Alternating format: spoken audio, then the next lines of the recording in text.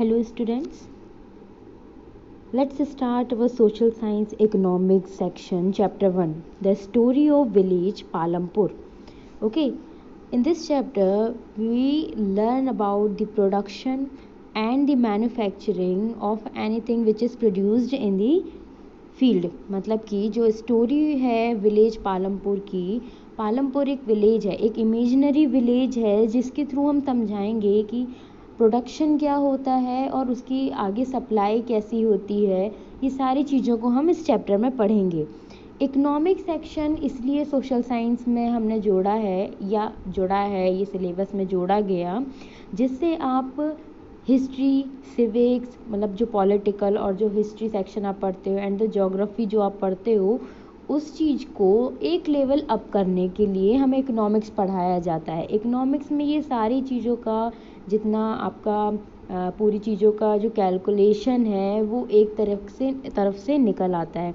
आपकी daily life से जुड़ी हुई जितनी भी चीज़ें हैं, जो इकोनॉमिक चीज़ें हैं जिनको हम आर्थिक चीज़ें बोलते हैं, वो सारी चीज़ें हम इकोनॉमिक सेक्शन से समझते हैं. इसलिए आपको ये चैप्टर पढ़ाए जा रहे हैं. Okay, so story of village Palampur is related with the production of anything in the village. Okay, production होता था जितनी भी चीज़ों का विलेज पालमपुर में, उसके थ्रू क्या हुआ है, हमको चीज़ों को समझाया गया है कि उसका होता क्या है, कैसे होता है, प्राइस क्या रहते हैं, कौन काम करता है विलेज में और क्या काम होते हैं, किस तरह से होते हैं, कौन करता है, उनको कितना पैसा मिलता है, वो बेचते कैसे हैं, बचाते कितना है.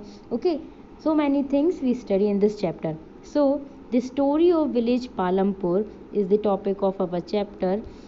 Let's start. Village Palampur is the imaginary village, but suppose करना है हमको कि ये रियल है, तभी हम उस चीज़ को समझ पाएंगे. सो पालमपुर इज़ द विलेज जो बहुत बड़ा भी नहीं है, बहुत छोटा भी नहीं है, ठीक है, बट इसमें क्या है, बहुत सारी ऐसी चीज़ें हैं जो हमारे लिए काम की हैं और मतलब जो एक आइडियल विलेज होता है उसके जैसे इसको बताया गया है. तो विलेज पालमपुर में फार्मिंग मेन ऑक्यूपेशन है सारे लोगों का. जो पॉपुलेशन है, मैक्सिमम पॉपुलेशन फार्मिंग का काम करती है. इसके अदर अगर हम देखें, फार्मिंग के अलावा डेयरी भी होती है. डेयरी यानी कि मिल्क प्रोडक्शन होता है, पनीर का प्रोडक्शन होता है, दही and things which made by milk. Okay, dairy farming होती है. दैन स्मॉल स्केल मैन्युफैक्चरिंग का मतलब छोटे छोटे कारखाने जो कुछ चीज़ें बनाते हैं, है ना, जैसे कपड़ों का कारखाना हो गया, वुड का कारखाना हो गया, वुड की बनी हुई चीज़ें, है ना, मिट्टी से बनी हुई चीज़ें जैसे ब्रिक्स हो गई, मटके हो गए, ये सब स्मॉल स्केल मैन्युफैक्चरिंग्स में आते हैं. ठीक है, एंड द ट्रांसपोर्ट यानी कि जो लोग फार्मिंग कर रहे हैं और जो जहाँ जाके बेच रहे हैं, तो हो सकता है उनका ट्रांसपोर्ट का काम कौन करे, जो ट्रांसपोर्टर्स होते हैं वो, या फिर किसी को लाने ले जाने का काम. ठीक है, ये सब कौन करता है, ट्रांसपोर्ट एक अलग बिजनेस चलता है. So farming is the main occupation of that village and dairy, transport, small scale manufacturing is the other occupation which is done by them. So village Palampur में सबसे पहले तो हमने ये देख लिया कि मेन ऑक्यूपेशन क्या है, फार्मिंग का. अब ये फार्मिंग जो है किन चीज़ों से जुड़ी हुई है, ऐसे कौन से रिसोर्स हैं जो इन चीज़ों से उन लोगों को जोड़ रहे हैं. तो प्रोडक्शन एक्टिविटीज़, जो फार्मिंग में जो प्रोडक्शन हो रहा है वो एक्टिविटीज़ कौन कौन से रिसोर्सेज चाहती है, यानी कि नीड कौन कौन से रिसोर्सेज की है इस फार्मिंग में और ये बाकी चीज़ों में. सो नेचुरल रिसोर्स की ज़रूरत पड़ती है, पानी, ठीक है, पेड़, जो खाने की चीज़ें हैं, है ना, एनिमल्स, हवा, सन, ठीक है, ये सारे नेचुरल रिसोर्सेज हैं जो प्रोडक्शन के लिए ज़रूरी है. यानी कि फार्मिंग में किसी भी चीज़ का प्रोडक्शन, उसके लिए क्या चाहिए, हमको लैंड एरिया चाहिए, हमको पानी चाहिए, हमको फर्टिलाइज़र्स चाहिए, मैन्योर चाहिए, ठीक है, हमको सन की एनर्जी चाहिए यानी कि हीट एनर्जी चाहिए. ठीक है, और animals is also related with the farming, ये हम आगे चल के पढ़ेंगे. So first thing is natural resource which we need in the production activity. Okay, second thing is man made items. Man made यानी कि जो लोगों ने खुद बनाए हैं. ठीक, ये प्रोडक्शन में एक और प्रोडक्शन की चीज़ आ जाती है. जो चीज़ प्रोडक्शन में आती, प्रोडक्शन मतलब बहुत सारी चीज़ों का प्रोडक्शन करना होता है, किसी चीज़ को बनाना. नेचुरल चीज़ें अपने आप बनती है, मैन मेड चीज़ें लोग अपने से बनाते हैं जिसको वो सेल करते हैं बाद में, जैसे कैमरा हो गया, शूज़, मोबाइल, ठीक है। बहुत सारी चीज़ें हैं मैन मेड जो इनको हम आसपास देखते हैं। ह्यूमन एफर्ट भी एक नीड है प्रोडक्शन की, यानी कि किसी चीज़ के प्रोडक्शन में क्या करता है, ह्यूमन अपना एफर्ट लगाता है, ह्यूमन एनर्जी यूज़ होती है, so it is called as human effort. And money, basic thing is money. Money के अलावा, मनी के मतलब अगर मनी नहीं होगा, ये कैपिटल नहीं होगी, तो हम चीज़ों को और नहीं कर पाएंगे, आगे नहीं बढ़ा पाएंगे।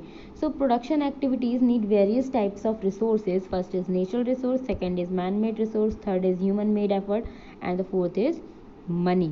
Okay, so हम अब देखेंगे, ये चीज़ें हमने देख ली कि प्रोडक्शन में क्या क्या चाहिए होता है, ठीक है, हमने ये चीज़ देख ली। देन हमको अब क्या देखना है, इस विलेज का सीन क्या है, मतलब ये विलेज, हमने ये चीज़ तो देख ली, रिसोर्सेज क्या चाहिए, क्या हो रहा था उस विलेज में, ठीक है। अब वो विलेज का जब हम सीन देखेंगे कि वहाँ कौन रहता है, कितना एरिया है, क्या प्रोडक्शन हो रहा है, कितनी चीज़ें हैं, कितनी पॉपुलेशन है, कितनी पॉपुलेशन में कितनी फैमिलीज़ हैं, कौन क्या काम कर रहा है, तभी हमको चीज़ों का पता चलेगा। So the scene of the village is neighbours, यानी कि उनके आसपास कौन था, एक ऑल वेदर रोड निकल रही थी। ऑल वेदर रोड का मतलब होता है कि एक पक्की सड़क जो एक से दूसरी जगह को जोड़ती है ना, हमेशा जो एक से दूसरी जगह को जोड़ रही है, ऑल वेदर रोड। ओके, सो ये विलेज पालमपुर है, उसके जस्ट नियर साइड क्या है, एक विलेज रायगंज है। रायगंज भी एक विलेज है, बट मैक्सिमम जो एग्रीकल्चर का काम होता है वो कहाँ होता है, पालमपुर में होता है। रायगंज एक और गाँव है, ठीक है, छोटा गाँव है। और थोड़े से और आगे जाने में एक टाउन पड़ता है शाहपुर नाम से, ठीक है। तो ये है एक सीन नेबर्स का कि कौन कौन उसके आसपास है। पालमपुर से थोड़ा आगे निकलने पे रायगंज है, and the Raiganj after that there is a town Shahpur. Okay, so roadways में देखा जाए तो जैसे उनके पास जो हॉर्स राइडिंग होती है वो थी, ठीक है, और बुलक कार्ट्स थी। ट्रांसपोर्ट में अगर देखा जाए, ठीक है, लगेज ढोने के लिए जो हमको ट्रांसपोर्ट चाहिए रहता है वो थे, ठीक है, एंड जीप्स। तो इस रोड में से ये सारी चीज़ें गुजरती थी, ये हमने देख लिया। मतलब कि ट्रांसपोर्ट के लिए सारी चीज़ें हैं, लगेज ढोने के लिए हमारे पास बोगी वगैरह है, ठीक है, टोंगाज हैं, ठीक है, लोग जिनमें बैठ के एक से दूसरी जगह जाते हैं। बोगीज़ हो गए जिसमें बफेलोज बंधे हुए रहते हैं, और वुडन कार्ट रहती है, ठीक है। तो इसमें जैसे बहुत सारी चीज़ों का प्रोडक्शन होता है, जैगरी है ना, गुड़ जिसको हम बोलते हैं, और वीट का प्रोडक्शन होता है, तो लाने ले जाने में यूज़फुल होता है। देन व्हीकल्स में हमने मोटरसाइकिल्स, जीप्स, ट्रैक्टर्स, ट्रक्स, ठीक है, ये सारे आते जाते थे। देन द विलेज पॉपुलेशन, अब इस पॉपुलेशन में, इस विलेज की पॉपुलेशन में कौन कौन था, 450 फैमिलीज़ लगभग इस विलेज में रहती थी। 450 यानी कि 100% जो था 450 फैमिलीज़ का ग्रुप था, ठीक है। ये डिफरेंट कास्ट के थे, एक ही कास्ट के नहीं थे। इन 450 फैमिलीज़ में 80 फैमिलीज़ जो थी वो अपर कास्ट की थी, मतलब अपर कास्ट की 80 फैमिलीज़ थी। Own the majority of the land in the village, village के majority of land in 80 families के पास था। उनके हाउसेस बहुत बड़े थे, है ना, कुछ ज़्यादा बड़े थे, कुछ नॉर्मल थे, और वो ब्रिक्स और सीमेंट या प्लास्टर से बने हुए थे। देन द 1/3 फैमिलीज़, जो 1/3 फैमिलीज़ बची हुई थी वो एसीज थी, दलित थे, एसीज या दलित, जिनको लोअर कास्ट का माना जाता था, ठीक है। Live in one corner of the village and in much smaller houses, some of which of mud and straw, ठीक है। तो ये बहुत ही कॉर्नर, मतलब विलेज के कॉर्नर साइड में ये रहते थे, और साथ ही में इनके जो घर थे वो बहुत ज़्यादा छोटे थे, मड यानी कि मिट्टी के बने हुए थे, ठीक है, जिनको हम आज भी गांव में, कुछ ऐसे गांव हैं जो बहुत ज़्यादा पिछड़े हैं, अगर हम वहाँ जाके देखें तो हमको मड से बने हुए घर मिल जाएंगे, तो वैसे उनके घर होते थे। तो ये पॉपुलेशन वाइज लोगों का क्या था, डिस्ट्रीब्यूशन था, कैसे वहाँ पे कौन कौन लोग रहते हैं। डिफरेंट कैटेगरीज के थे, डिफरेंट कास्ट के थे, अपर कास्ट, लोअर कास्ट, अलग अलग रहते थे। उनकी फैसिलिटीज़ क्या थी, ओके, फैसिलिटीज़ की अगर बात करें पालमपुर में, तो फैसिलिटीज़ थी जैसे एजुकेशन में 2 प्राइमरी स्कूल थे, एक हाई स्कूल था। अगर हम इलेक्ट्रिसिटी की बात करें तो लगभग सभी के यहाँ इलेक्ट्रिसिटी आती थी, थोड़े टाइम के लिए जाती थी बट आती थी, ठीक है, it is useful for everyone. And health की अगर बात करें तो प्राइमरी हेल्थ सेंटर था एक, एंड एक डिस्पेंसरी थी। प्राइमरी हेल्थ सेंटर की अगर हम बात करें तो प्राइमरी हेल्थ सेंटर ये होता है आपके घर के मतलब आपके गांव में एक हेल्थ सेंटर जो आपको प्राइमरी ट्रीटमेंट देता हो, मतलब जो स्टार्टिंग में आपको जो ट्रीटमेंट नॉर्मल, अगर बुखार है तो हम चले गए उनके पास, उन्होंने हमारा इलाज कर दिया, नॉर्मल कफ आ रहा है, कुछ भी ऐसी छोटी बीमारी रहती थी वहाँ पे आपका ट्रीटमेंट हो जाता है, ठीक है। एंड डिस्पेंसरी जहाँ से आप दवाइयाँ खरीद सकते हैं। तो लगभग जो मोस्टली चीज़ें चाहिए होती हैं कहीं पे, जैसे कोई विलेज में, वो यहाँ पे अवेलेबल थी as per the population.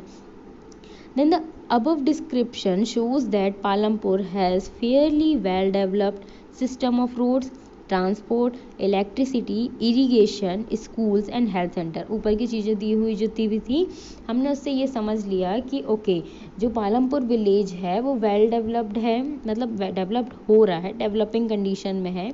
And उसके पास road, transport, electricity, irrigation, school, health centre, ये सब कुछ लगभग है।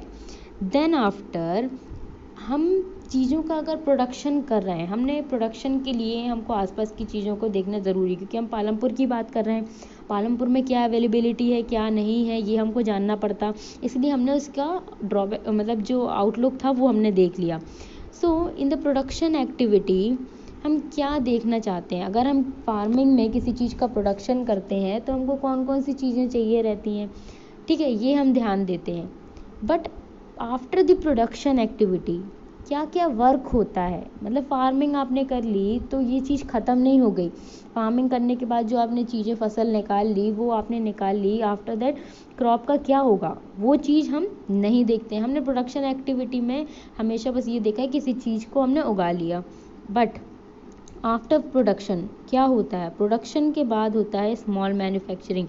जैसे आप छोटे छोटे, जैसे अगर आपने क्या किया, अगर आपने शुगर केन का प्रोडक्शन किया, शुगर केन का प्रोडक्शन करेंगे तो स्मॉल मैन्युफैक्चरिंग, पास में ही कुछ शुगर केन को लाके उनसे क्या बना लिया हमने, गुड़ बना लिया, उस गुड़ को लेके आए, ठीक है, और आसपास की जगहों में थोड़ा सा उसको बेच दिया और बाकी कुछ के लिए अपने यूज़ के लिए रख लिया। देन अगर हम शुगर केन को स्मॉल मैन्युफैक्चरिंग में लेके जा रहे हैं, फिर हम कहाँ लेके जाएंगे, कुछ बचे हुए शुगर केन को ट्रांसपोर्ट करेंगे, यानी कि ट्रांसपोर्ट का काम हो रहा है यहाँ पे, है ना, मतलब एक जगह से दूसरी जगह ट्रक में लोडिंग करके उसको लेके जा रहे हैं। आफ्टर दैट शॉपकीपिंग, यानी कि शुगर केन का जो यूज़ हो रहा है शॉपकीपिंग, यानी कि कहीं पे जाके उसको बेचा जाएगा, ठीक है, या फिर उसका कुछ और मैन्युफैक्चर करके उसको बेचा जाएगा। तो ये प्रोडक्शन एक्टिविटी के बाद की एक्टिविटीज़ होती हैं, स्मॉल मैन्युफैक्चरिंग होती है, देन ट्रांसपोर्ट होता है, देन स्मॉल शॉपकीपिंग होती है, ठीक है। तो ये एक्टिविटीज़ ऐसी होती हैं जो हम नहीं देख पाते। हम फिर प्रोडक्शन की अगर हम बात करते हैं तो प्रोडक्शन एक्टिविटीज़ में सिर्फ चीज़ों को उगाना नहीं होता, प्रोडक्शन एक्टिविटी में हमने मैन्युफैक्चरिंग भी कर लिए, उसके बाद ठीक है ट्रांसपोर्ट भी कर लिए, देन शॉपकीपिंग भी कर लिए, ठीक है। प्रोडक्शन एक्टिविटी के बाद ये सारी चीज़ें कंटिन्यू होती हैं। ओके, सो प्रोडक्शन में ऑर्गेनाइजेशन क्या होता है, यानी कि production, the aim of production is to produce the goods and services that we want. Production का मेन एम क्या होता है, ऐसे गुड्स और सर्विसेज देना, ऐसी नई चीज़ें और ऐसी सर्विसेज देना जो हम चाहते हैं, तभी तो वो प्रोड्यूस कर रहे हैं, तभी तो हम उसको लेंगे, इसलिए तो वो प्रोड्यूस कर रहे हैं। Okay, so there are 4 requirements for production of goods and services. ऐसी 4 रिक्वायरमेंट्स हैं जो प्रोडक्शन के लिए ज़रूरी है, गुड्स एंड सर्विसेज के लिए रिक्वायरमेंट्स कौन सी ज़रूरी है। सो इन रिक्वायरमेंट्स को हम क्या बोल सकते हैं, फैक्टर्स ऑफ प्रोडक्शन, क्योंकि ये प्रोडक्शन के लिए यूज़ हो रही हैं, ठीक है। फर्स्ट थिंग, कोई सी चीज़ का प्रोडक्शन करना है तो क्या चाहिए पड़ेगा हमको, लैंड, ज़मीन चाहिए, बिना ज़मीन के क्या हवा में करेंगे, बिल्कुल नहीं। So land is must thing and labour, land है तो वहाँ काम करने के लिए हमको लेबर भी चाहिए। Then physical capital, physical capital क्या होती है हम अच्छे से समझाएंगे आपको। Then human capital. So land की अगर बात करें, so land and other natural resources such as water, forest and minerals is come under the land section. तो फैक्टर कौन कौन से हो गए, पहला मोस्ट इम्पॉर्टेंट लैंड चाहिए हमको, जिसमें हम इंक्लूड कर देंगे वाटर, फॉरेस्ट या मिनरल्स को, ठीक है, ये फर्स्ट सेक्शन हमारा हो गया।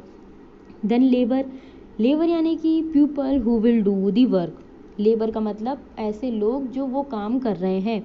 तो इसमें 2 टाइप के लेबर्स हैं, 2 टाइप के ऐसे, एक हाईली एजुकेटेड है और दूसरा ऐसा वर्कर है जो नॉर्मल वर्क कर रहा है, वो हाईली एजुकेटेड के अंदर। हाईली एजुकेटेड वो कुछ एक्टिविटीज़ परफॉर्म करते हैं, कुछ ऐसे टास्क परफॉर्म करते हैं जो बहुत ज़्यादा रिस्की होते हैं या फिर बहुत ज़्यादा इंपॉर्टेंट होते हैं, जो कोई नॉलेजेबल पर्सन ही कर सकता है। तो highly educated workers perform the necessary task. Okay, the workers who can do manual work, यानी कि उसको जो काम दे दिया जा रहा है उसको वही काम करना है। Each worker is providing the labour necessary for production, हर एक लेबर अपना काम उस प्रोडक्शन के लिए कर रहा है, इम्पॉर्टेंट है और हर एक वर्कर। ठीक है। फोर्थ थिंग की अगर हम पहले बात करें तो ह्यूमन कैपिटल। अब देखो, लैंड आ गया, लेबर आ गया, human capital. You will need knowledge and enterprise to be able to put together land, labor and physical capital and produce an output either to use yourself or to sell in the market। हमने land देख लिया, labour वहाँ काम करने के लिए। अगर हम फिजिकल कैपिटल की बात करें तो variety of inputs required at every single stage during production, यानी कि ऐसे इनपुट्स देना उस प्रोडक्शन एक्टिविटी में जो हर एक स्टेज के लिए इम्पॉर्टेंट है। यानी कि फिजिकल कैपिटल होते हैं दो टाइप के, fixed capital and working capital. हर एक स्टेप में कोई चीज़ का प्रोडक्शन हो रहा है तो उसकी खूब सारी स्टेप्स होंगी, इन स्टेप्स में हमको हर एक स्टेप में एक नया इनपुट देना पड़ेगा। नया इनपुट जैसे एक फिक्स्ड कैपिटल जैसे एक वर्किंग कैपिटल। फिक्स्ड कैपिटल में क्या आता है, tools, machines and buildings. Tools, machines and building fixed capital है। कैपिटल का मतलब होता है कि पूंजी लगाना, उस चीज़ में पूंजी अगर हम लगा रहे हैं और वो फिक्स्ड है। कोई हमने एक बहुत फैक्ट्री ओपन करी, सपोज़ हमने किसी आयरन फैक्ट्री अगर हमने क्या करी, स्टार्ट करी, तो आयरन फैक्ट्रीज़ में हमको पहले क्या चाहिए, एक लैंड चाहिए। हमने एक लैंड खरीद लिया, ठीक, हमने वहाँ पे क्या किया, एक बिल्डिंग तैयार कर ली। ठीक है, अब इस बिल्डिंग में हमको क्या चाहिए, पहले तो मैन यानी कि लेबर चाहिए। ठीक है, देन फिजिकल कैपिटल यानी कि फिक्स्ड कैपिटल, सबसे पहले हम उसमें कुछ टूल्स लेके आएंगे तभी जिससे काम होगा। मशीन्स लगानी पड़ेंगी जिससे हम कई बार हमको आयरन को मोड़ना पड़ता है, मोल्ड करना पड़ता है। ठीक है, बिल्डिंग चाहिए, बिल्डिंग के अंदर ही हम सारी चीज़ों को रखेंगे। ठीक है, रॉ मटेरियल चाहिए यानी कि कच्चा माल चाहिए, और मनी चाहिए जिससे हम ये सारी चीज़ों को हैंडल आउट कर सकें। ठीक है, तो फिक्स्ड कैपिटल यानी कि जो हमेशा रहेगी, एक बार आपने इन्वेस्ट कर दिया और वो हमेशा रहेगी। टूल्स, मशीन्स, बिल्डिंग्स, ये तो हमेशा रहेंगी, है ना। रॉ मटेरियल तो आएगा बार बार आपको लेना पड़ेगा, एकदम से तो आप पूरा लेके रख नहीं लोगे कि आपको ज़िंदगी भर रॉ मटेरियल की जगह, मतलब कच्चा माल है ना, आयरन बनाने के लिए आयरन को हमें ख़रीदना पड़ेगा, आयरन की चीज़ों को बनाने के लिए। तो फिक्स्ड कैपिटल क्या होती है, जो फिक्स्ड पूंजी जो आपने एक बार लगा दी और वो हमेशा आपके लिए हो गई, एक बार बस आपको उसमें इन्वेस्ट करना पड़ेगा। So tools and machines range from very simple tools such as a farmer's plug to sophisticated machines such as generator, turbine, computer, etc. Tools, machine, buildings can be used in production over many years and is called fixed capital. ऐसी capital जो एक बार आपने invest कर दी और वो सालों साल चलती है तो उसको क्या कहते हैं, फिक्स्ड कैपिटल। जैसे tool, machine and building is the fixed capital. Working capital जो वर्क के साथ साथ हमारी पूंजी लगती जा रही है। हम दुकान खोलते हैं, दुकान में हमने एक प्लेटफॉर्म बना दिया, रैक्स बना दिए, ये सब क्या है, फिक्स्ड कैपिटल। बट अगर आप उसमें सामान ला रहे हो फिर वो बिक रहा है, ला रहे हो फिर वो बिक रहा है, किसी चीज़ को बना रहे हो फिर बिक रहा है, तो उसके लिए आपको मनी चाहिए प्लस आपको रॉ मटेरियल चाहिए। ये चीज़ किस पे डिपेंड कर रही है, बार बार वर्क करने में, राइट। तो फिक्स्ड कैपिटल जो फिक्स है, बट वर्किंग कैपिटल जो वर्क के साथ साथ हमको यूज़ हो रही है। जैसे production required a variety of raw material such as the yarn used by the weaver and the clay used by the potter. जैसे कि यार्न के अगर हम कोई क्लोथ बनाते हैं तो उसमें यार्न हमको बार बार लग रहा है, हम इकट्ठा लेके नहीं रखते, तो वर्क के साथ साथ वो हमको लेना पड़ रहा है, फिर वो बिक रहा है, फिर लेना पड़ रहा है, फिर वो बिक रहा है। Same with the clay, Potter के साथ ऐसे ही होता है, वो क्ले लेके आता है, बनाता है, फिर बेचता है, लाता है, बनाता है, फिर बेच देता है। तो इस रॉ मटेरियल को खरीदने के लिए हमको क्या चाहिए था, मनी। तो मनी भी क्या है, वर्क पे डिपेंड करिए, अगर आप बेचोगे तभी आपके पास मनी आएगी, तभी आप फिर से उस रॉ मटेरियल को खरीदोगे। सो fixed capital and working capital क्या है, एक स्टेप के बाद हमको यूज़ हो रही है। ये क्या है, स्टेप बाय स्टेप हम इनपुट दे रहे हैं उस प्रोडक्शन एक्टिविटी में। तो समझ आया, हमने क्या किया, हमने फिजिकल कैपिटल जान ली कि होती क्या है। ठीक है, तो फैक्टर्स ऑफ प्रोडक्शन के रिक्वायरमेंट क्या है, हमको लैंड चाहिए, हमको लेबर्स चाहिए, हमको फिजिकल कैपिटल चाहिए, यानी कि फिजिकली हम क्या कैपिटल लगा रहे हैं, हम वो छू के जो भौतिक रूप से हम उसमें क्या कैपिटल लगा रहे हैं, कौन सी पूंजी लगा रहे हैं। So these are variety of inputs required at every stage. ठीक है, प्रोडक्शन के हर एक स्टेज में एक वैरायटी ऑफ इनपुट हमको चाहिए। ठीक है, तो हमने एक फिक्स्ड लगा दिया और एक जो हमारा वर्किंग है। ठीक है, समझ में आया। Then the human capital is the fourth major factor which is used for the production activity. You will need knowledge and enterprise to be able to put together land, labor, physical capital and produce an output either to use yourself or to sell in the market. Okay, सबसे important है human capital. Human capital का मतलब आपको ये तीनों चीज़ों को एक साथ रखने के लिए नॉलेज चाहिए, साथ में एंटरप्राइज चाहिए, यानी कि आपको वो चीज़ों को अरेंज करना आना चाहिए। अगर आप उस चीज़ को अरेंज नहीं कर पाओगे, लैंड को सही जगह नहीं लोगे, रॉ मटेरियल से पता चला हमको रॉ मटेरियल बहुत दूर से लेना पड़ रहा है, आपने लैंड एरिया कहीं ले लिया, तो वो गलत चीज़ हो जाएगी। यानी कि इसके लिए नॉलेज चाहिए कि कौन सा लैंड एरिया हम ले, लेबर्स कितने रखने हैं। अगर आपने रिक्वायरमेंट से ज़्यादा लेबर रख लिए तो आपका पैसा ज़्यादा जाएगा। इसके लिए भी हमें क्या चाहिए, एक एंटरप्राइज चाहिए कि हम उस चीज़ को कैसे अरेंज करें। ठीक है, फिजिकल कैपिटल, कब हमको कितनी पूंजी लगानी है। पता चला हमारे पास पैसे नहीं, हमने डबल पैसा लगा दिया सामान खरीदने के लिए और हमारा प्रोडक्शन कम हुआ, लॉस में जाओगे आप। तो ये कहलाता है फैक्टर्स ऑफ प्रोडक्शन। अब इन सारी चीज़ों को अगर हम फार्मिंग से जोड़ें तो फार्मिंग में हमको क्या चाहिए, लैंड एरिया चाहिए। लैंड एरिया में हमने देख लिया हमको लेबर चाहिए, लेबर यानी कि जो फार्मर्स है वो चाहिए। ठीक है, फिजिकल कैपिटल, फिजिकल कैपिटल में फिक्स्ड कैपिटल हमारी क्या हो जाएगी, फिक्स्ड कैपिटल वो होगी जो हमने लैंड को लेने के लिए पैसे लगाए, है ना। आपने उस लैंड को खरीदा, कुछ हेक्टेयर, 2 हेक्टेयर, 10 हेक्टेयर आपने खरीदा, तो उसके लिए आपने फिक्स्ड कैपिटल लगा दी जो हमेशा चलती रहेगी।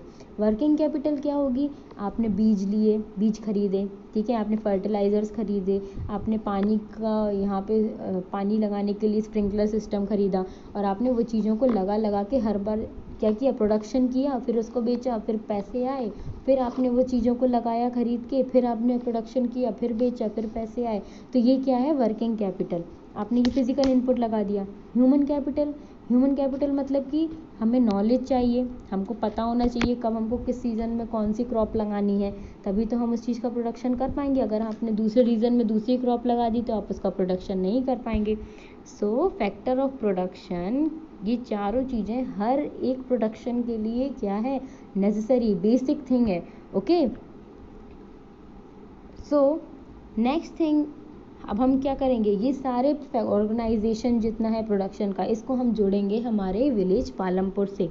चीज़ों को समझेंगे हम, चीज़ों को जोड़ के किसी एक जगह से। ओके, तो फार्मिंग, पालमपुर में क्या हो रही थी, फार्मिंग। अगर हम फार्मिंग की बात करेंगे तो इसमें बहुत सारे टर्म्स हैं जो हम जानेंगे।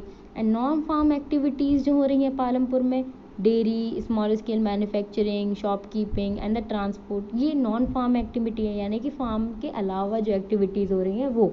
तो फार्मिंग एक्टिविटी में क्या क्या हो रहा है, फिक्स्ड लैंड है, ठीक है। मोर क्रॉप्स, क्या हम एक लैंड में उगा सकते हैं क्या, हम ये देखेंगे। लैंड क्या उस चीज़ को सस्टेन कर पाएगा, यानी कि उसको सह पाएगा इतने सारे क्रॉप्स उगाने को, हम ये देखेंगे। लैंड का डिस्ट्रीब्यूशन कैसे हो रहा है फार्मर्स के बीच में पालमपुर में, हम ये देखेंगे। लेबर एक्टिविटी क्या है, नीड ऑफ कैपिटल क्या है, कैपिटल कितनी चाहिए फार्मर्स को फार्मिंग के लिए। Sale surplus of farm product, मतलब जो सरप्लस प्रोडक्शन हो रहा है उसको हम क्या सेल करेंगे क्या, तो हम ये चीज़ों को पढ़ेंगे, फार्मिंग कैसे हो रही है पालमपुर में। Okay, so fixed land, first thing for the farming is fixed land. हमारे पास हमको क्या मिल रहा है, लैंड का area. So there has been no expansion in land area under cultivation, then by then some of the wastelands in the village had been converted to cultivable land. There exists no further scope to increase from production by bringing new land under cultivation.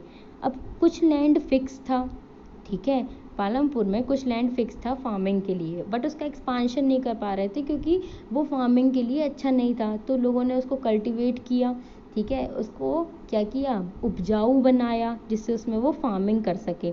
So farmers का जो land area है वो 70% जो area है वो farmers use कर रहे हैं, और बाकी जो अदर एरिया है वो क्या है, किसी और के लिए है, मतलब कि कोई दूसरी एक्टिविटी के लिए यूज़ हो रहा है, ठीक है। तो ये फिक्स्ड लैंड है जो किसके पास है, पालमपुर के पॉपुलेशन के पास। ओके, तो हमको ये चीज़ पता है पालमपुर के जो लोग हैं वो मैक्सिमम वर्क करते हैं as a labourer, sorry as a farming, ठीक है, फार्मर। तो फार्मर वो हैं, तो वहाँ पे जाके 1/3 जो एरिया है वो दूसरे कामों में यूज़ हो रहा है, बाकी एरिया किस में हो रहा है, फार्मिंग के लिए। लेकिन जो जगह उपजाऊ नहीं है, लेकिन उनको अगर अपना लैंड एरिया बढ़ाना है तो वो उसको कल्टिवेट करते हैं, ठीक है, और अपना लैंड एरिया बढ़ाते हैं। So the standard unit of measuring land in is hectare, though in the villages you may find land area being discussed in local units such as bigha, guntha, etc. 1 hectare equal to the area of a square with one side measuring 100 meters. Standard unit क्या है उस land की, hectare, ठीक है। कुछ villages में जो है कुछ अलग नाम से जाना जाता है, जैसे बीघा, ठीक है, गुंथा एक्सेट्रा, ठीक है। 1 हेक्टेयर का मतलब क्या होता है, अगर हम एक स्क्वायर ले रहे हैं, स्क्वायर का वन साइड की जो लेंथ है वो कितनी है, 100 मीटर। ऐसा अगर हम एक बॉक्स ले रहे हैं, इसकी वन साइड की अगर 100 मीटर क्या है, लेंथ है, तो इसका अगर हम एरिया निकालेंगे तो ये कितना हो जाएगा हमारे पास, 1 हेक्टेयर। ओके, तो ये होता है फिक्स्ड लैंड। तो पालमपुर में जो लैंड था वो फिक्स था, अगर हमको उस चीज़ में अगर कुछ चीज़ उगाना है तो उसको कल्टिवेट हमको करना पड़ेगा, ठीक है। तो जो वेस्ट लैंड थे विलेजेस के, उसको कन्वर्ट किया एज अ कल्टिवेबल लैंड, ठीक है। Second thing is more crops in one land, क्या वहाँ पे मोर क्रॉप्स को उगाया जा सकता है एक ही लैंड में, बिल्कुल उगाया जा सकता है। उन्होंने ये काम भी किया। तो पालमपुर का जो विलेज था उसने ये क्या किया, 3 तरह की क्रॉप्स उगाए। कुछ 1-2 तरह की उगाते थे, लेकिन कुछ क्या उगाते थे, 3 तरह की, एक सीज़न के अकॉर्डिंग। सो क्रॉप्स कौन कौन सी उगाते थे, फर्स्ट क्रॉप थी रबी क्रॉप्स, जो विंटर सीजन में वो उगाते थे। उनमें वीट आती थी, शुगर केन आता था, ठीक है। रबी क्रॉप्स विंटर सीजन में लगाते थे वो, वीट और शुगर केन जैसे।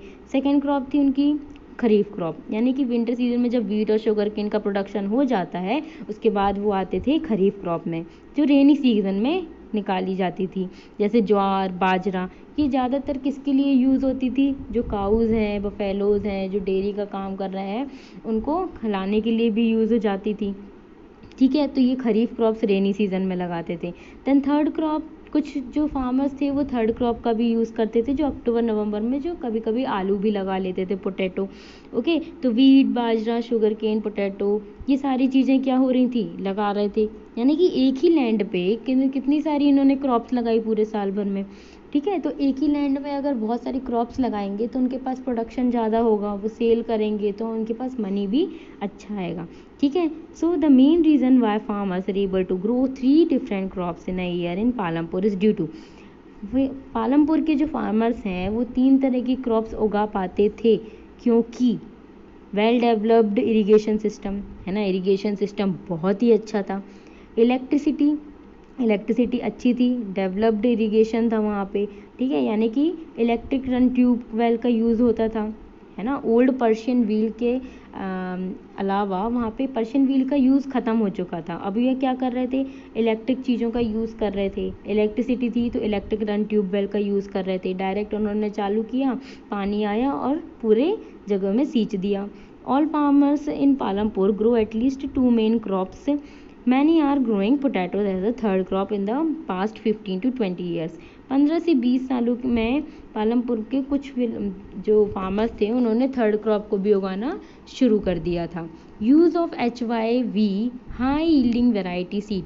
अब ग्रीन रिवॉल्यूशन की अगर हम बात करें तो ग्रीन रिवॉल्यूशन डॉक्टर स्वामीनाथन के द्वारा शुरू किया गया था।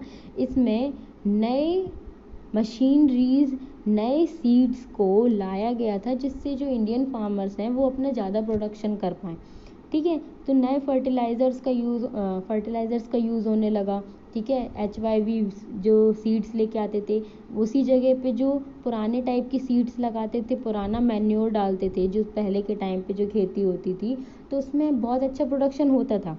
बट एक ही प्लांट में जितने बीज आते थे, जैसे अगर गेहूँ लगाते थे, एक ही प्लांट में जितने गेहूँ के बीज आ रहे हैं उससे डबल मात्रा में गेहूँ के बीज आते थे एक प्लांट में आफ्टर यूजिंग HYV सीड्स। तो ये सीड्स का यूज़ ज़्यादा होने लगा, फर्टिलाइज़र्स का ज़्यादा यूज़ होने लगा, इरिगेशन डेवलप हो गया, अलग अलग सिस्टम यूज़ होने लगे, ठीक है। तो इसके कारण क्या हुआ, डेवलप होने लगी फार्मिंग एक्टिविटी, इसलिए डिफरेंट क्रॉप्स लगा लिए जाते थे एक साल के अंदर। So some of them bought from farm machinery like tractors, threshers which made ploughing and harvesting faster. तो लोगों को लेबर का यूज़ करने के अलावा, लेबर के यूज़ के अगर बात ना करें तो उनके पास मशीन्स थी, जैसे ट्रैक्टर, थ्रेशर, ये सब चीज़ें यूज़ होने लगी थी instead of using the labour activities. Okay, तो आफ्टर दिस ग्रीन रिवॉल्यूशन बहुत सारी चीज़ें डेवलप हुई थी फार्मिंग में। सो एक ही लैंड में बहुत सारे क्रॉप्स उगाने लगे थे फार्मर्स।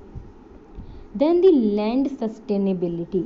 अब अगर हम बात कर रहे हैं, हमने एक ही लैंड में 3 तरह के क्रॉप उगा लिए साल भर में, हमने उसमें भयंकर सारा फर्टिलाइज़र्स मिला चुके हैं साल भर में, हम उसको बहुत पानी दे चुके हैं, तो ऊपर की लेयर में जितना भी मतलब ह्यूमस होता है जो यूज़फुल होता है, जितने भी न्यूट्रिएंट्स होते हैं जो यूज़फुल होते हैं उस प्लांट के लिए या आने वाले प्लांट के लिए, वो चीज़ें नीचे सेटल आउट हो गई हैं, ठीक है, नीचे सेटल आउट हो गई हैं। देन आफ्टर फिर से क्या करोगे, इसमें फर्टिलाइज़र्स मिलाओगे, फर्टिलाइज़र्स के कुछ केमिकल्स जाएंगे फिर से नीचे ग्राउंड वाटर में मिक्स होंगे। सो ये बहुत ज़्यादा क्या होता है, मुश्किल हो जाता है। सो लैंड सस्टेनेबिलिटी क्या है, लैंड क्या उस चीज़ को सह पाएगा, इतनी सारी चीज़ों को एक ही साल में सह पाएगा, तो हम इसकी बात करेंगे। Land being a natural resource, it is necessary to be very careful in its use. Land एक नेचुरल रिसोर्स है और हमको बहुत केयरफुल रहना पड़ता है उसके यूज़ के लिए, बिकॉज अगर उस जगह का लैंड एरिया ख़राब हो गया तो वो कभी भी कल्टिवेट, मतलब बहुत मुश्किल में, कई सालों में ही वो जगह अच्छी हो पाएगी, वो सॉइल अच्छी हो पाएगी टू ग्रो अ प्लांट, ठीक है। So in many years scientific reports indicates that the modern farming methods have overused the natural resource base. Scientific report बताती हैं कि मॉडर्न फार्मिंग जो मेथड है, अगर आप लैंड एरिया को बहुत ज़्यादा ओवर यूज़ कर रहे हो तो ये प्रॉब्लमेटिक होता है नेचुरल रिसोर्सेज के लिए। So in many areas green revolution is associated with the green revolution अब क्या कर रहा है ना, बहुत सारी चीज़ों से एसोसिएट कर रहा है। First thing, loss of soil fertility due to increased use of chemical fertiliser.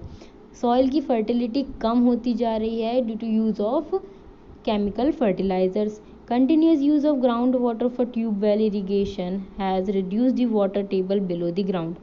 क्या हो रहा है, सबसे पहली बात, केमिकल सब्सटेंस या केमिकल फर्टिलाइज़र्स का यूज़ हो रहा है। केमिकल फर्टिलाइज़र्स का यूज़ होने के कारण जो केमिकल मिक्सअप होते हैं, है ना, केमिकल मिक्सअप हो जाते हैं वाटर के साथ, वाटर जो आसपास है उस क्रॉप के उसके साथ मिक्स होते हैं, और वाटर कौन सक करता है, प्लांट के साथ वाटर गया, वाटर के साथ केमिकल्स गए, उसने न्यूट्रिएंट्स प्रोवाइड कर दिए प्लांट को।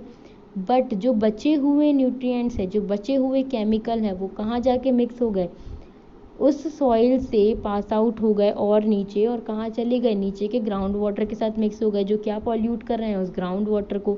और ऊपर बहुत ज़्यादा हमने उसमें खेती कर ली है, बहुत ज़्यादा अगर हमने उसमें पानी डाल दिया है तो वो पानी को भी हम कहाँ से खींच रहे हैं, ग्राउंड वाटर से।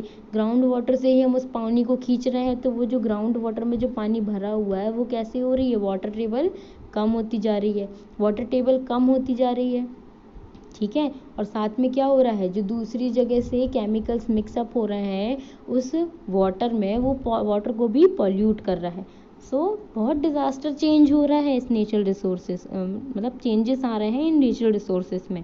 सो हमको बहुत ज़्यादा केयरफुल रहना पड़ेगा, ठीक है। तो लैंड रिसोर्स जो है वो सॉइल को मतलब बहुत बांध के रखता है, ठीक है, प्लांट को बांध के रखता है, वाटर रिसोर्सेज देता है, ह्यूमन सेटलमेंट देता है, तो हमको उसको यूज़ भी अच्छे से करना पड़ेगा। Okay, chemical fertilizers provide minerals which dissolve in water and are immediately available to plants, but these may not be retained in the soil for long. They may escape from the soil and pollute groundwater, rivers and lake. है ना, fertilisers क्या होते हैं, mineral provide करते हैं water में dissolve होके, to give the availability of nutrients और मिनरल्स टू प्लांट। लेकिन ये क्या होते हैं, सॉइल में रिटेन नहीं करते, बहुत देर तक नहीं ठहरते, ये नीचे चले जाते ग्राउंड वाटर के पास और उसको पॉल्यूट कर देते हैं। ठीक है, तो chemical fertilisers can also kill bacteria and other micro organisms in the soil. Chemical fertilisers और बहुत सारे माइक्रो ऑर्गेनिजम्स को क्या कर देता है, ख़त्म कर देता है। This means some time after their use the soil will be less fertile, यानी कि उनके यूज़ के बाद उन्होंने बैक्टीरियाज माइक्रो ऑर्गेनिजम्स को ख़त्म कर दिया जो सॉइल को फर्टाइल बनाते हैं, प्लस वो खुद भी सिंक हो गए नीचे, तो अब कुछ बचा ही नहीं सॉइल की फर्टिलिटी के लिए, यानी कि लेस फर्टाइल हो जाता है after the use of fertilisers. ठीक है, सॉइल जो है वो लेस फर्टाइल हो जाता है after the use of fertiliser. So the consumption of chemical fertiliser in Punjab is highest in the country. Punjab में सबसे ज़्यादा केमिकल फर्टिलाइजर्स का कंजप्शन होता है। And the chemical continuous use of the chemicals has led the degradation of soil health. Soil की health बहुत ज़्यादा ख़राब है वहाँ की। ठीक है, बार बार फर्टिलाइज़र्स का यूज़ हो रहा है, बार बार नीचे से वाटर टेबल भी कम होती जा रही है, तो यहाँ बहुत ज़्यादा प्रॉब्लमेटिक हो जाता है। So Punjab farmers are now forced to use more and more chemical fertilizers and other inputs to achieve the same production level. This means cost of cultivation is rising very fast. यानी कि अब धीरे धीरे ऊपर का जो soil है वो लेस फर्टाइल हो रहा है, यानी कि वो और फर्टिलाइजर्स का यूज़ करेंगे, यानी कि उनको और पैसे चाहिए उस फर्टिलाइजर्स के लिए। तो यही करते करते अब क्या हो रहा है, जो प्रोडक्शन हो रहा है जिन चीज़ों का, उनका पैसा भी बढ़ता जा रहा है, फार्मिंग कॉस्ट भी बढ़ती जा रही है ना, धीरे धीरे वो राइज हो रहा है, तो चीज़ों का पैसे भी बढ़ते जा रहे हैं। So this is what land sustainability, क्या लैंड उस चीज़ को संभाल पाएगा, हमने यहाँ पे देखा। Then land distribution between the farmers of Palampur. अब जैसे पालमपुर की अगर हम बात करें तो लैंड का डिस्ट्रीब्यूशन कैसे होता है, अगर हम पालमपुर की बात कर रहे हैं, यानी कि हम ऐसे हर एक विलेज की बात कर रहे हैं जहाँ पे फार्मिंग हो रही है। सो पालमपुर में लैंड डिस्ट्रीब्यूशन कैसे किया गया, इन द 100% ऑफ पॉपुलेशन 25% और द 150 फैमिलीज इज लैंडलेस और दलित्स। ठीक है, 25% या 150 फैमिलीज अगर बोलें तो वो दलित्स और लैंडलेस लेबर्स हैं, ये दूसरी जगह जाके काम करते हैं या अदर वर्क करते हैं। देन द 75% जो बचे 75% है, उनमें से जो 300 फैमिलीज़ हैं ये लैंड होल्डर्स हैं। लैंड होल्डर्स यानी कि छोटे लैंड होल्डर्स, बड़े लैंड होल्डर्स, ठीक है, जिनके पास नॉर्मल लैंड है। ठीक है, तो इनमें से 250 फैमिलीज़ जो हैं वो स्मॉल प्लॉट्स में काम करती हैं। ठीक है, 2 हेक्टेयर से भी जिनका साइज़ कम होता है, तो उनकी फैमिली ही साथ में मिलके काम करती है। ठीक है, 2 लोग कुछ काम करते हैं, 2 लोग कुछ काम करते हैं, एक जन कुछ काम करता है, 4-5 लोगों की फैमिली अपने से ही अपनी जगह में 2 हेक्टेयर लगभग की फैमिली, जो 2 हेक्टेयर जिनके पास ज़मीन है वो अपने काम खुद करती हैं। 60 families of medium and large farmers who cultivate more than 2 hectares of land।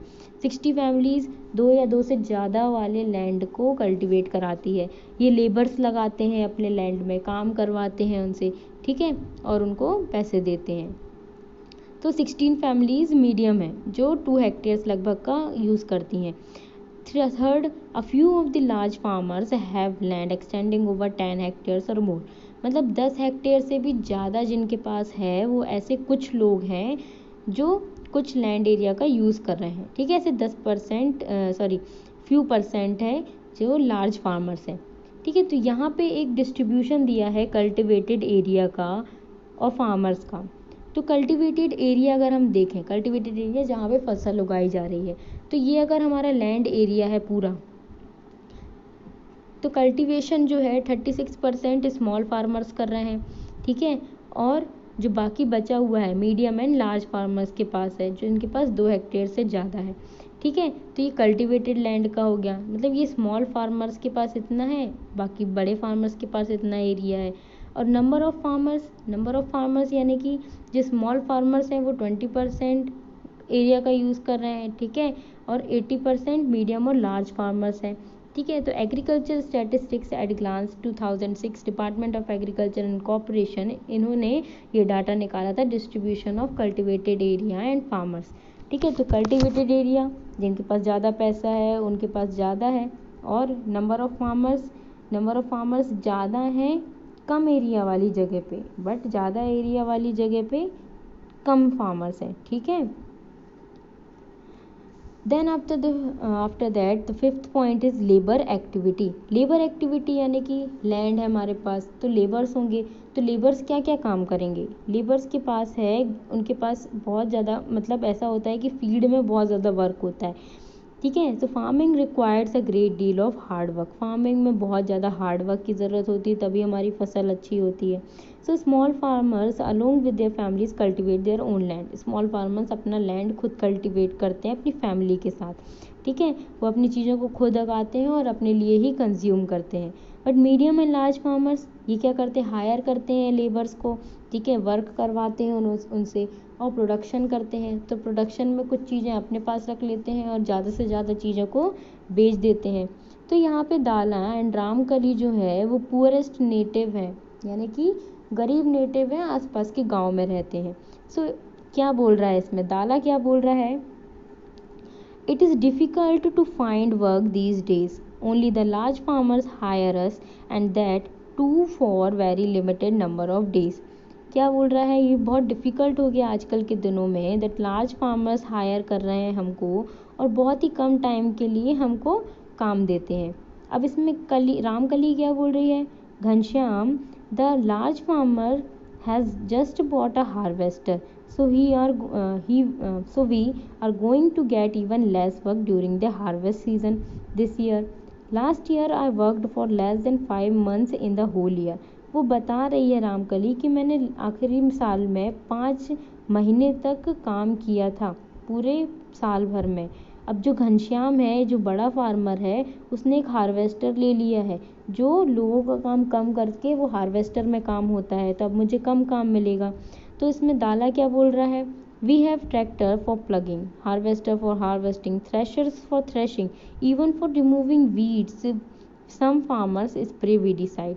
वो बता रहा है कि अब क्या है, ट्रैक्टर्स हो गए हैं प्लगिंग के लिए, हार्वेस्टर हो गए हार्वेस्टिंग के लिए, थ्रेशर्स आ गए हैं थ्रेशिंग के लिए, और जहाँ तक कि वीड्स को रिमूव करने के लिए भी वीडिसाइड्स का छिड़काव किया जाने लगा है। सो रामकली बोल रही है, this year I will have to look for work in the brick making unit in Raiganj.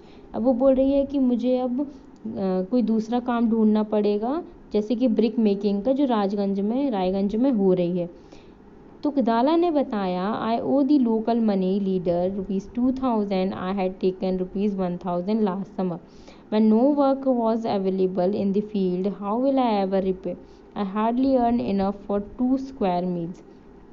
उसने बताया कि लोकल मनी लीडर से मैंने 2000 लिए थे, but I had taken 1000 last summer when no work was available, ठीक है। तो उसके पास पैसे की कमी हो गई है, उसको किसी को पैसे भी देना है।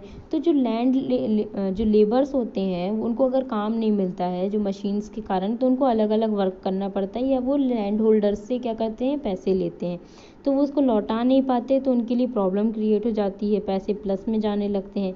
सो रामकली बता रही है, my situation is not much better due to past डेप्ट by the land leaders refuse to give me any loan. अब इसको तो लोन मिल गया, बट इसको लोन नहीं मिला, किसी लैंड लीडर ने उसको पैसे ही नहीं दिए, ठीक है। सो अब क्या बता रहे हैं, the minimum wages for a farm labourer set by the government is ₹150 April 2011 per day, but Dala gets only ₹80. There heavy competition for work among the farm laborers in Palampur, so people agree to work for lower wages. क्या बता रहा है, wages setup किए गए हैं government के द्वारा, but government के द्वारा जितना सेटअप किया गया है लैंड ओनर्स उनको उतना पैसा नहीं देते, क्योंकि कंपटीशन ज़्यादा है, सबको वर्क करना है, तो जिसको वर्क करना है वो कम पैसों में भी कर लेता है, तो इस वजह से उनको पूरे पैसे वेजेस नहीं मिल पाते। Okay, so need of capital in farming, farming में क्या कैपिटल की नीड होती है, स्मॉल फार्मर्स बोरो करते हैं मनी, ठीक है, कैपिटल के लिए बोरो करते हैं मनी लार्ज फार्मर्स से, ठीक है, या फिर मनी लीडर से बोरो करते हैं, और क्या करते हैं फिर ट्रेडर्स को सप्लाई कर देते हैं inputs for cultivation. The rate of interest on such loans is very high, they are put to great distress to repay the loan. Small farmers के साथ क्या प्रॉब्लम होती है, उनके पास मनी नहीं होता, वो किसी से मनी बोरो करते हैं, तो वो अगर चुकाना उनके लिए बहुत ज़्यादा मुश्किल होता है, क्योंकि उसका अमाउंट ही बहुत ज़्यादा होता है, रिस्क में वो चीज़ों को लेते हैं। और जो मीडियम और लार्ज फार्मर्स होते हैं उनकी जो सेविंग रहती है वो उससे सेविंग में से ही चीज़ों को खरीद लेते हैं, उसको फिर से क्या करते हैं, सेल आउट करते हैं, उनके पास और पैसा आता है और वो फिर से उस चीज़ को सेव कर लेते हैं। ठीक है, तो ये होता है नीड ऑफ कैपिटल। कैपिटल यानी कि मनी की रिक्वायरमेंट। ठीक है, मनी से हम क्या क्या कर सकते हैं। अब इसमें एक स्टोरी बताई है पालमपुर की ही। Savita is a small farmer, she plans to cultivate wheat on her 1 hectare of land. Savita एक फार्मर है, उसको 1 हेक्टेयर लैंड में अपना वीट उगाना है। Besides seeds, fertilizer and pesticides, she need cash to buy water and repair her farm instruments. She estimated that the working capital itself would cost a minimum of rupees 3,000. She doesn't have the money, so she decides to borrow from Tejpal Singh, a large farmer. Tejpal Singh agrees to give Savita the loan at an interest rate of 24% for 4 months. अब क्या हुआ, सविता के पास पैसे नहीं है, minimum उसको working capital लग रहा है 3,000 रुपीज़। तो वो सोचती है कि तेजपाल सिंह जो एक बड़ा फार्मर है उससे वो क्या लेगी, लोन। अब उसने लोन ले लिया, लेकिन उसने 24% फॉर 4 मंथ्स इंटरेस्ट रेट लगाया 24%, यानी कि हर एक महीने का 24% उसमें ऐड होता जाएगा। सो ये बहुत ज़्यादा इंटरेस्ट था, बट सविता को तो लेना था। So Savita also has to promise to work on his field as a farm labourer during the harvest season at ₹35 per day. अब उसने क्या हुआ, उसने एक चीज़ का प्रॉमिस और कर दिया कि वो ऐसा फार्म लेबरर काम करेगी हार्वेस्ट सीजन में, जब मतलब कटाई होती है। ठीक है, कटाई के टाइम पे वो काम करेगी 35 रुपीज़ पर डे के हिसाब से। As you can tell, this wage is quite low. Savita knows that she will have to work very hard to complete harvesting on her own field and then work as a farm laborer for Tejpal Singh. वो जानती थी कि ये बहुत कठिन है, 35 rupees per day के हिसाब से काम करना, साथ में उसको तेजपाल सिंह के यहाँ भी हार्वेस्ट करना पड़ेगा, यानी कि खुद के यहाँ भी कटाई करना है और वहाँ भी कटाई करना है। So the harvest time is a very busy time. As a mother of 3 children, she had a lot of household responsibilities. Savita agrees to these tough conditions as she knows getting a loan is difficult for a small farmer.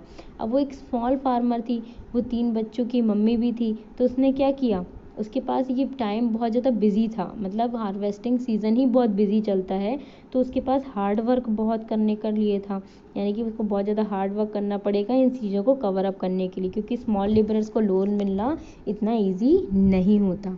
Okay, 7th thing क्या हो रही थी agriculture में, यानी कि farming में, sale of surplus farm product. अब जो फार्मिंग में जो चीज़ को उगा रहे थे, जिस चीज़ का प्रोडक्शन कर रहे थे, उस चीज़ के प्रोडक्शन में कुछ चीज़ का जो प्रोडक्शन था, मतलब कुछ परसेंट जो था वो फार्मर्स अपने पास रख लेते हैं, बाकी का बचा हुआ वो सेल आउट कर देते हैं, यानी कि खुद के हाउस होल्ड वर्क के लिए जो यूज़ हो जाए, जो घर में बनाने के लिए यूज़ हो जाए, उसको सेव कर लेते हैं और बाकी बचा हुआ क्या करते हैं, मार्केट में बेच देते हैं, जिससे उनको पैसा मिल जाता है।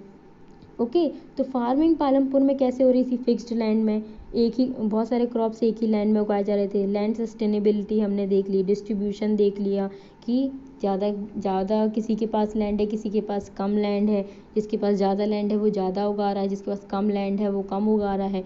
ठीक है, लेबर अवेलेबिलिटी, लेबर की अवेलेबिलिटी कैसी है, यानी कि लेबर अगर ज़्यादा है और अगर किसी जगह पे काम करना है तो कंपटीशन इतना है कि उससे कम पैसों में भी काम करवाया जा सकता है। ठीक है, need of capital in farming, अब कैपिटल की नीड होती है, यानी कि पूंजी, पैसा लगाना। तो छोटे फार्मर्स क्या करते हैं, उनके पास पैसा नहीं होता तो वो बोरो करते हैं, और बड़े फार्मर्स के पास जो सेविंग होती है उससे वो पैसा लगाते हैं। And sale of surplus farm product का सेल आउट करना जो सरप्लस है, यानी कि ज़्यादा से ज़्यादा है। ठीक है, तो ये फार्मिंग हो रही है पालमपुर में जो हमने समझ ली। And the non farm activities जैसे डेयरी में जितना भी मिल्क से चीज़ों का प्रोडक्शन हो रहा है, उन चीज़ों को प्रोडक्ट करना और क्या करना, साथ में उस चीज़ को बेचना भी। अब डेयरी वाले कुछ ये भी करते थे कि वो फार्मिंग भी करते थे। डेयरी में फार्मिंग इसलिए वो उगाते थे चीज़ों को जिससे गाय उस चीज़ जगह को चर सके, यानी कि गाय के खाने के लिए चारा उगाने के लिए वो कुछ जगह को क्या करते थे, कुछ जगह में फार्मिंग करते थे। ठीक है, ज्वार बाजरा जैसे। स्मॉल स्केल मैन्युफैक्चरिंग जो पालमपुर में हो रही थी, स्मॉल स्केल मैन्युफैक्चरिंग यानी कि अलग अलग चीज़ों के कारखाने छोटे छोटे। ठीक है, कपड़ों का हो गया, जो पॉटर होता है वो हो गया। ठीक है, तो ऐसे स्मॉल स्केल इंडस्ट्रीज़ जो मैन्युफैक्चरिंग थी वो चल रही थी पालमपुर में। शॉपकीपर्स अलग अलग शॉप्स खोल रहे थे। जैसे किसी ने गुड्स की खोली, यानी कि जो घर का सामान होता है किराने का, उसकी खोली, किसी ने स्टेशनरी खोली, किसी ने मेडिकल शॉप खोली, ठीक है, किसी ने कपड़ों की शॉप खोली, किसी ने बर्तन की शॉप खोली। तो ये शॉपकीपिंग चल रही थी, ठीक है। And the transport a fast developing sector, यानी कि ट्रांसपोर्ट बहुत तेज़ी से बढ़ रहा था क्योंकि चीज़ों की डिमांड बढ़ रही थी, चीज़ों को लाना ले जाना ज़्यादा हो रहा था, तो ट्रांसपोर्ट भी ज़्यादा से ज़्यादा बढ़ेगा। Okay okay, last thing is exercise. Chapter बहुत अच्छा था, इजी था। Now the exercise. Every village in India is surveyed once in 10 years during the census. Census यानी कि जनगणना, लोगों की चीज़ों को गिनना, ठीक है। जनगणना, लोगों को गिनना, लोगों की चीज़ों को गिनना, लोग कौन है, मतलब पॉपुलेशन को हमेशा अलग अलग जगह से, अलग अलग तरीके से, अलग अलग वेराइटीज़ से उनको कैलकुलेट करना, ठीक है। सबसे पहले तो पॉपुलेशन देख ली, उनमें से कितने किस एज के हैं, एज ग्रुप्स में डिवाइड करके पॉपुलेशन निकाली, कौन से किस जगह पे रहते हैं उसको डिवाइड करके हमने पॉपुलेशन निकाली। तो सेंसस हर 10 साल में होता है, सेंसस हर 10 साल में होता है, यानी कि 2011 में हुआ तो 2021 में भी होगा। Okay, and some of the details are presented in the following format. Fill up the following based on information on Palampur. तो पालमपुर में अब क्या हमने देखा, उसके बेसिस पे हम यहाँ पे चीज़ों को भरेंगे। लोकेशन, ठीक है, लोकेशन बताई गई है आपकी बुक में, बुलंदशहर डिस्ट्रिक्ट का है, वेस्टर्न उत्तर प्रदेश में। Total area of the village 226 hectare है। लैंड यूज़ जो है कल्टीवेशन के लिए यूज़ हो रहा है, इरिगेशन के लिए यूज़ हो रहा है, ठीक है। तो कल्टीवेटेड लैंड कितना है, land not available for cultivation and covering dwelling, roads, ponds and grazing ground, ठीक है। इरिगेटेड 200 हेक्टेयर्स एंड 26 हेक्टेयर्स, ठीक है। इरिगेटेड कितना है 200 हेक्टेयर्स, और अनइरिगेटेड नहीं है, ठीक है। देन द फैसिलिटीज़ कौन कौन सी दी गई हैं, एजुकेशन की, मेडिकल की, मार्केट की, इलेक्ट्रिसिटी सप्लाई की, कम्युनिकेशन की एंड नियरेस्ट टाउन की, ठीक है। Second question, modern farming methods require more inputs which are manufactured in industries, do you agree. Modern farming methods में ज़्यादा इनपुट्स लगता है, ठीक है, जो इंडस्ट्रीज़ में या फिर मैन्युफैक्चर होती हैं, ठीक है। क्या आप इससे सहमत हो। Yes, it is correct to say that modern farming methods require more input. Modern farming methods में हाँ जानते हैं हम कि ज़्यादा इनपुट लगते हैं, ठीक है। जो चीज़ें कहाँ बनती हैं, इंडस्ट्रीज़ में। So high yielding variety of seeds, सबसे पहले तो क्या चाहिए हमको, high yielding variety of seeds, यानी कि HYV सीड्स की ज़रूरत होती है। अब इन सीड्स के लिए केमिकल फर्टिलाइज़र्स की ज़रूरत होती है, जो भी कहाँ बनते हैं, इंडस्ट्रीज़ में। पेस्टिसाइड्स भी कहाँ बनते हैं, इंडस्ट्रीज़ में। तो फार्मिंग में एक ये चीज़ और हो गई जो क्या बन रही है, इंडस्ट्रीज़ के बन रही है, इंडस्ट्री में मैन्युफैक्चर हो रही है, ठीक है। ट्यूबवेल्स चाहिए, इलेक्ट्रिक ट्यूबवेल्स, ये भी कहाँ बन रहे हैं, फैक्ट्रीज़ में बन रहे हैं, ठीक है। ट्रेडिशनल फार्मिंग छोड़ के अब न्यू फार्मिंग मेथड्स यूज़ हो रही हैं, तो ये भी फैक्ट्रीज़ में बन रही हैं। Okay, question number 3, how did the spread of electricity help farmers in Palampur. Electricity का स्प्रेड मतलब जो फैलाव है वो विलेज ऑफ पालमपुर में कैसे यूज़ हो रहा है, फार्मर्स के लिए यूज़ कैसे हो रहा है। तो सबसे पहले तो इरिगेशन सिस्टम डेवलप हो रहा है, पर्शियन व्हील को छोड़ के उन्होंने नए इरिगेशन सिस्टम को यूज़ कर लिया, ट्यूबवेल्स का यूज़ शुरू कर दिया, ठीक है। Second thing is the farmers earlier used Persian wheels, ठीक है। पहले तो इलेक्ट्रिसिटी से इरिगेशन सिस्टम डेवलप हुआ, पर्शियन व्हील्स की जगह उन्होंने क्या यूज़ शुरू कर दिया, ट्यूबवेल्स का यूज़ शुरू कर दिया। And the first tubewell was installed by the government, but later private tubewells were also settled by the farmers, ठीक है। तो पहले इंस्टॉल किया गया गवर्नमेंट के द्वारा, लेकिन धीरे धीरे क्या हुआ, जो प्राइवेट फार्मर्स थे उन्होंने अपना खुद का, मतलब अपने खुद से ही, अपने खुद के पैसों से ही क्या चालू कर लिया, ट्यूबवेल्स को चालू कर लिया। देन क्या बताया है, और resulting in the cultivation of entire 200 hectares of irrigation। 200 hectares of irrigation, मतलब 200 हेक्टेयर्स में क्या किया उन्होंने, इरीगेशन सिस्टम चालू कर लिया of irrigated land bye 1970s, ठीक है। Now question number 4, it is important to increase the area under irrigation, why, क्या ये ज़रूरी है इरीगेशन के एरिया को बढ़ाना, बताना है। तो इसमें इसने लिखा हुआ है, ये चीज़ हमने पहले भी पढ़ाई है आपको, इसको आप पढ़ेंगे। Construct a table on the distribution of land among the 450 families of Palampur. 450 family के बीच में जो लैंड का डिस्ट्रीब्यूशन हो रहा है उसको इस टेबल में बताना है। So the distribution of land among the 450 families of Palampur is as given below. First, area of land cultivated 0 hectare. 0 hectare किसके पास था? नंबर ऑफ फैमिलीज 150, यानी कि 150 फैमिलीज लैंडलेस थी, यानी कि 0 हेक्टेयर था उनके पास। लेस देन 2 हेक्टेयर्स, 2 हेक्टेयर से भी कम किसके पास था? जो 240 फैमिलीज थी उनके पास। मोर देन 2 हेक्टेयर्स 60 फैमिलीज के पास। Okay, now sixth, why are the wages for farm labourers in Palampur less than the minimum wages? कम क्यों थी? जो मिनिमम वेजेस प्राइस है उससे भी कम क्यों मिल रहा था पालमपुर के विलेजर्स को, यानी कि जो लेबरर्स थे उनको? बिकॉज कंपटीशन ज़्यादा था, तो वर्किंग जो पैसे हैं तो वो थोड़ा बहुत कम भी अगर करते थे तो फार्मर्स उसको ले लेते थे, ठीक है, क्योंकि कंपटीशन था, हमको नहीं मिलेगा तो किसी और को मिल जाएगा, थोड़ा कम मिलेगा बट उनको काम करवा लेते थे। तो this is why the wages for farmers labourers in Palampur less than the minimum wage. Seventh, in your region, ये आपको खुद करना है बेटा, ठीक है। Eighth, what are the different ways of increasing production on the same piece of land? use example to explain। क्या बोल रहा है? डिफरेंट वेज बताने हैं प्रोडक्शन को बढ़ाने में एक ही लैंड एरिया में। तो हमने क्या पढ़ा था? 3 टाइप्स ऑफ क्रॉप्स पढ़ी थी, ठीक है। हमने रेनी सीजन में क्या लगाया था, हमने विंटर सीजन में क्या लगाया था, एंड अक्टूबर दिसंबर में हमने क्या लगाया था। तो ये होता है डिफरेंट टाइप्स ऑफ वेराइटीज़ को, वैरायटी ऑफ थिंग्स को क्या करना, ग्रो करना एक सिंगल लैंड एरिया में। Okay, ninth, describe the work of a farmer with 1 hectare of land. 1 hectare की जगह पे फार्मर का क्या क्या वर्क होता है वो बताना है, ठीक है। How do the medium and large farmers obtain capital for farming? Small और मीडियम लार्ज फार्मर्स जो होते हैं, मीडियम और लार्ज फार्मर्स होते हैं, वो कैपिटल कैसे ऑब्टेन करते हैं फार्मिंग के लिए? How it is different from the small farmers? और ये जो मीडियम लार्ज फार्मर्स होते हैं इनकी फार्मिंग कैपिटल स्मॉल फार्मर्स से अलग कैसे होती है? तो लार्ज और मीडियम फार्मर्स जो रहते हैं इनके पास जो सरप्लस प्रोडक्शन होता है उसको वो बेच के जो पैसा कमाते हैं, जो पैसे कमाते हैं, ठीक है, उसको क्या करते हैं? सेव कर लेते हैं।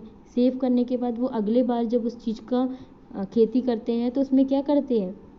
उस चीज़ को उन्हीं पैसों से खरीद लेते हैं। नेक्स्ट सीज़न में उनके लिए क्या होता है? जो सेविंग होती है उससे वो चीज़ों को खरीदते हैं, ठीक है। और कुछ छोटे फार्मर्स को वो दे देते हैं, छोटे फार्मर्स यानी कि जो उनसे पैसे लेते हैं और उनसे ज़्यादा इंटरेस्ट में उस चीज़ को वसूल भी लेते हैं। तो इस तरीके से उनके पास सेविंग ज़्यादा हो जाती है। बट जो स्मॉल फार्मर्स होते हैं वो खुद दूसरों से क्या ले रहे हैं? पैसे ले रहे हैं या फिर कहीं से लोन ले रहे हैं, ठीक है। कुछ फार्मर्स जो हैं वो क्या कर रहे हैं? कैटल, ट्रंक और शॉप को चला रहे हैं, ठीक है। तो इस तरीके से क्या है? दोनों की लाइफ डिफरेंट है, दोनों के काम डिफरेंट है। नाउ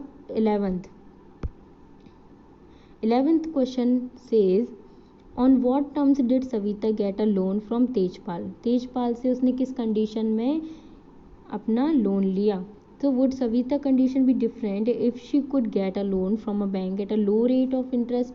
क्या सविता की कंडीशन डिफरेंट होती अगर वो लो रेट में अगर बैंक से क्या लेती, लोन लेती? तो so Savita got a loan from Tejpal at a rate of interest of 25%, ये हमने पढ़ा था, ठीक है। And it has she has to do a hard work for Tejpal Singh as a farm labourer at the wage of ₹100 per day during the harvest season, ठीक है। ये चीज़ें बताई थी।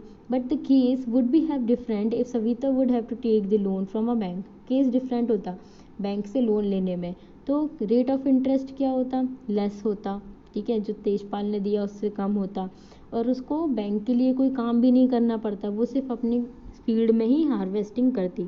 Okay, now 12th, talk to some old residents in your region and write a short report on the changes in irrigation and changes in production method during the last 30 days. This should be done by you. Question number 13, what are the non-farm production activities taking place in your region? Make a short list. Answer. आपके reason में non farm production activities कौन कौन सी हो रही है। Production activities की हम बात करें, किसी चीज़ को स्टार्ट करना है यानी किसी चीज़ को प्रोड्यूस करने की बात कर रहे हैं, तो नॉन फार्म प्रोडक्शन एक्टिविटीज़ हमें बताना, जैसे dairy, transportation, general stores, fishing, mining और भी बहुत सारी हो सकती हैं। What can be done so that more farm non farm production activities can be started in villages. क्या चीज़ हम कर सकते हैं जिससे non farming product activities start कर सकें हम विलेज में। क्या क्या कर सकते हैं। First thing, loan must be available for people. Low interest में लोन अवेलेबल होना चाहिए जिससे वो नई चीज़ को स्टार्टअप कर सकें। सेकेंड, प्रॉपर मार्केट होना चाहिए जिससे कि जो प्रोडक्शन हो रहा है उसको अच्छे रेट में बेच सकें। थर्ड, कंसर्न अथॉरिटीज़ होनी चाहिए जो बेटर ट्रांसपोर्टेशन प्रोवाइड करे सिटी से विलेज और विलेज से सिटी के लिए, ठीक है, जिससे गुड्स का ट्रांसपोर्टेशन ईजी हो सके। Okay, thank you so much.